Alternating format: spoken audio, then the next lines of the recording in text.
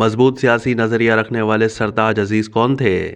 سابق وزیر خارجہ سرتاج عزیز گزشتہ رات 94 سال کی عمر میں انتقال کر گئے۔ سرتاج عزیز کا پاکستان میں وزارت خزانہ اور نیشنل پلاننگ کمیشن میں سرکاری ملازم کے طور پر ایک ممتاز کیریئر رہا ہے۔ 1971 میں انہوں نے فوڈ اینڈ ایگریکلچرل آرگنائزیشن یعنی FAO کے کموڈیٹیز اینڈ ٹریڈ ڈویژن کے ڈائریکٹر کے طور پر اپنے بین الاقوامی کیریئر کا آغاز کیا۔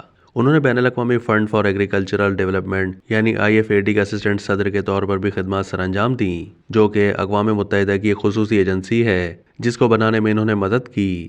انہوں نے اپنے سیاسی کیریئر کا آغاز وزیر مملکت برائے خوراک و زراعت کے طور پر کیا۔ اس کے بعد انہوں نے وزیر خزانہ اور اقتصادی امور کے طور پر خدمات انجام دیں اور وزیر خارجہ کا عہدہ سنبھالا۔ وہ 1985 سے 1999 تک پاکستان سینٹ کے رکن رہے۔ 2004 سے 2013 تک سرتاج عزیز نے بیکن ہاؤس نیشنل یونیورسٹی کے پہلے وائس چانسلر کے طور پر خدمات انجام دیں۔